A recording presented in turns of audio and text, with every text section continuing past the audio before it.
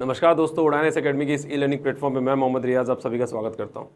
चलिए आज हम बात करेंगे आर्टिकल 123 अध्यादेश के बारे में कि राष्ट्रपति जो अध्यादेश जारी करता है कब कर सकता है, क्यों करता है, किस परिस्थिति में करता है और उसका जीवन काल कितना लंबा होता है या कितना छोटा होता है, उस पर हम बात करेंगे। लेकिन उस वीडियो को शुरू करने से पहले आपको मैं दो इन्फॉर्मेशन दे देता हूँ।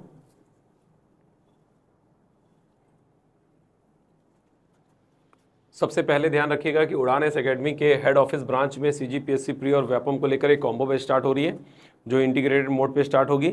और इसके अलावा ये व्यापम के और भी एग्ज़ाम को कवर करेगी, जैसे अमीन पटवारी, रेवेन्यू इंस्पेक्टर, फूड इंस्पेक्टर, इसके अलावा हॉस्टल वार्डन जैसे एग्ज़ाम के लिए भी ये बैच जो है आपके फ़ायदेमंद होगी। ये बैच 8 सितंबर 2025 से स्टार्ट हो रही है। इवनिंग की टाइमिंग होगी 5:30 से 8:30।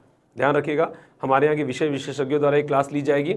और इतना ही नहीं कि इसमें ध्यान रखिएगा 50 विद्यार्थियों की स्टार्टिंग 50 विद्यार्थियों पर फीस की 20% की छूट दी जाएगी। इसके अलावा आपको बैग और बुक्स दोनों प्रोवाइड करवाया जाएगा। अधिक जानकारी के लिए नीचे दिए गए नंबरों पर कॉल कर सकते हैं या उड़ान एकेडमी के हेड ऑफिस में आकर संपर्क कर सकते हैं।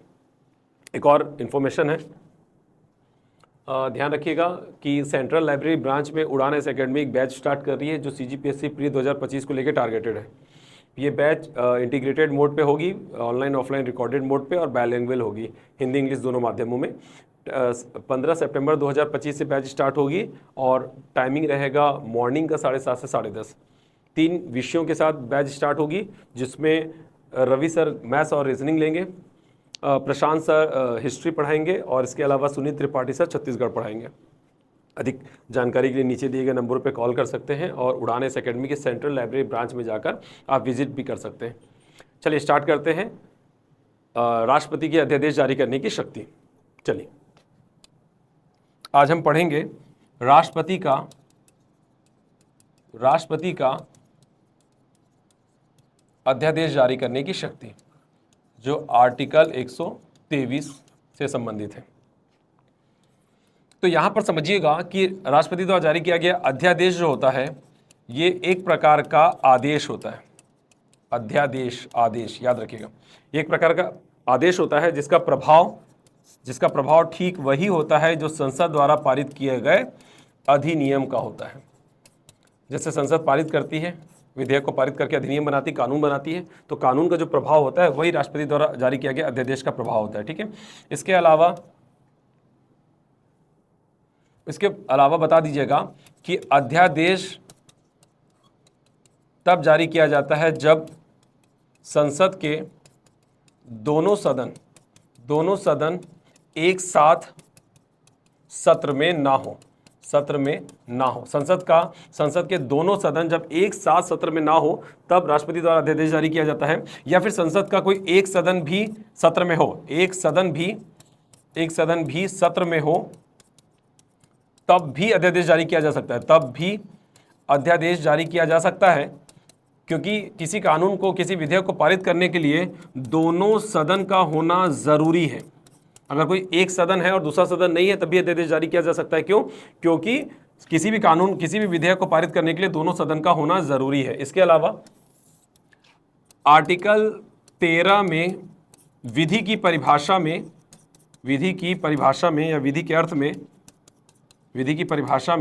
अध्यादेश भी शामिल था। यानी कि प्रेसिडेंट मौलिक अधिकारों का उल्लंघन करने वाला कोई अध्यादेश जारी नहीं कर सकती। क्या बताएंगे कि प्रेसिडेंट जो है वो मौलिक अधिकारों का उल्लंघन करने वाला कोई अध्यादेश जारी नहीं कर सकता। मतलब प्रेसिडेंट कोई ऐसा अध्यादेश जारी नहीं कर सकता जो मौलिक अधिकारों का उल्लंघन करता है, क्योंकि आर्टिकल 13 में विधि की परिभाषा में अध्यादेश शामिल है। चलिए ये हो गया। इसके अलावा मैं आपको ये भी क्लियर कर दूं कि संसद के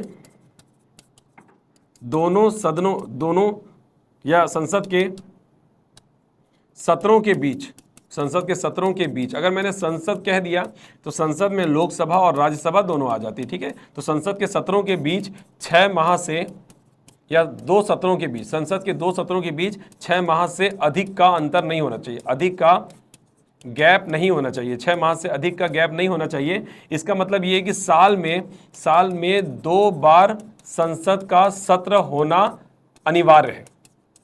संसद का साल में 2 बार सत्र होना अनिवार्य है। लेकिन भारतीय संसद की बात करूं, भारतीय संसद जो है वहाँ भारतीय संसद में परंपरागत रूप से 3 बार सत्र का आयोजन होता है। यानी कितनी सत्र हैं? 3 सत्र है भारतीय संसद के पास, 3 सत्र होते हैं। एक सत्र है आपका बजट सत्र, एक है आपका मानसून सत्र, और तीसरा हो गया आपका शीतकालीन सत्र। यहाँ पे 3 सत्र हैं आपके पास, ठीक है। संसद के पास 3 सत्र होते हैं, बजट, मानसून और शीतकालीन सत्र। बजट सत्र जो फरवरी से स्टार्ट होते हैं, फरवरी, मार्च, अप्रैल, मई तक होते हैं। फिर जून को छोड़ के जुलाई से मानसून सत्र स्टार्ट होता है, जुलाई, अगस्त, सितंबर, और फिर अक्टूबर को छोड़कर नवंबर और दिसंबर। ये सामान्य तौर पर इनका डेट है, वेरी थोड़ा बहुत कर सकता है।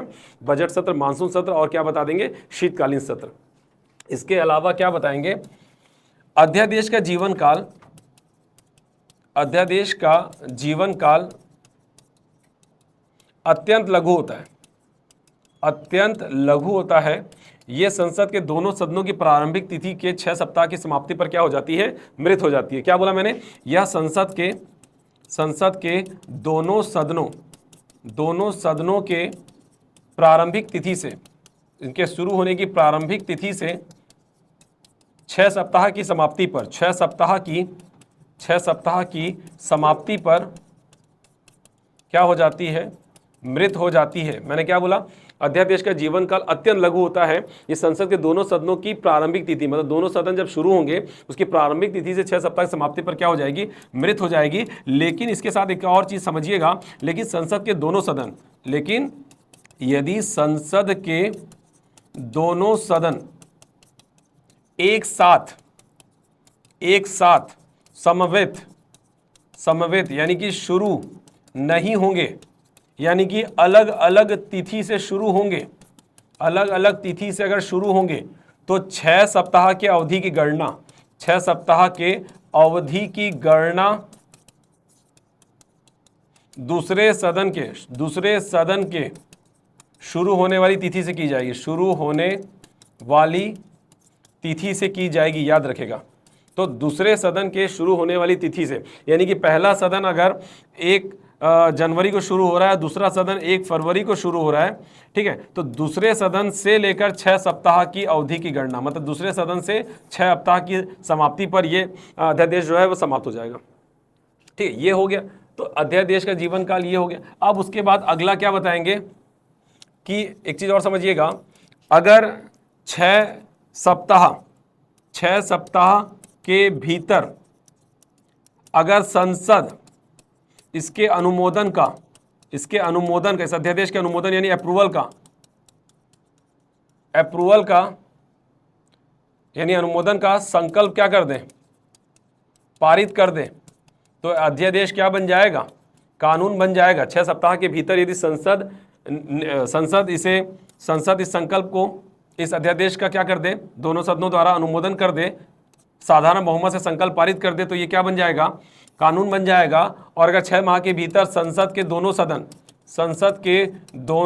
सदन अगर अध्यादेश की समाप्ति का संकल्प पारित कर दे तो अध्यादेश क्या हो जाएगा, समाप्त हो जाएगा। अगर आपको लग रहा है कि अध्यादेश को ठीक है 6 सप्ताह चल रहा है, चलने दो, कोई दिक्कत नहीं, तो 6 सप्ताह बाद ऑटोमेटिक क्या हो जाएगा, खत्म हो जाएगा, और आप चाहते हैं कि इमीडिएट उसको क्या किया जाए, खत्म किया जाए, तो दोनों सदनों के साधारण बहुमत से संकल्प को पारित कर दीजिए, अध्यादेश खत्म हो जाएगा। और अगर अप्रूव करना है तो दोनों सदनों के साधारण बहुमत से संकल्प को पारित कर दे, वो कानून बन जाएगा। ये भी हो गया। अब इसमें एक बात और समझिएगा कि अध्यादेश का जो अधिकतम समय है, अधिकतम सीमा या अधिकतम समय कब तक का है, तो 7.5 माह, याद रखेगा 7.5 माह। क्यों? क्योंकि 6 माह जो है वो 6 माह मैक्सिमम 6 मंथ संसद सत्र में या कोई भी सदन सत्र में नहीं हो सकती है। मैक्सिमम 6 मंथ से ज़्यादा कोई भी सदन सत्र में ना हो, ऐसा नहीं होता, सत्र तो होगा।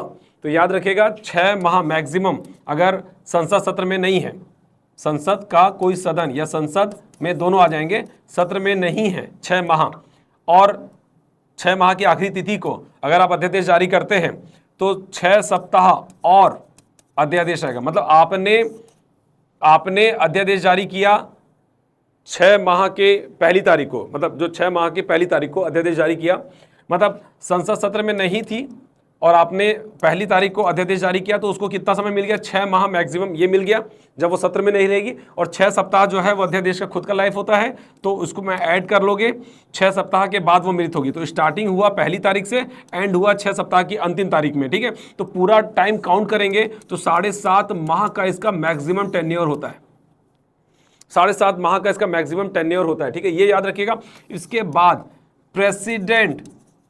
प्रेसिडेंट अध्यादेश जारी करके संविधान में संशोधन नहीं कर सकती, संविधान में संशोधन नहीं कर सकती, मतलब संविधान में संशोधन करने वाला कोई अध्यादेश जारी नहीं कर सकता प्रेसिडेंट, संविधान में संशोधन करने वाला कोई अध्यादेश जारी नहीं कर सकता प्रेसिडेंट। और इसके अलावा प्रेसिडेंट खुद अध्यादेश को वापस ले ले तो अध्यादेश खत्म हो जाएगा। प्रेसिडेंट खुद अध्यादेश को क्या कर सकता है? वापस ले सकता है, और ऐसा करने पर अध्यादेश स्वतः ही क्या हो जाएगी? अध्यादेश स्वतः ही क्या हो जाएगी? समाप्त हो जाएगी। चलिए, ये भी हो गया। ये रहा अध्यादेश को लेकर पूरा डिटेल, इससे ज्यादा कुछ भी नहीं है, ठीक। तो ये हो गया अध्यादेश। चलिए, आप इसे पढ़ लें, आपको एग्जाम में फायदा होगा। प्री में भी, मेंस में भी, व्यापम में भी अध्यादेश से रिलेटेड कोई भी क्वेश्चन होगा आप बना पाएंगे। अगर आपको ये वीडियो पसंद आया हो तो चैनल को लाइक और सब्सक्राइब जरूर करें। आज के लिए बस इतना ही, मिलते हैं अपने अगले वीडियो में। धन्यवाद, टेक केयर, ख्याल रखिएगा।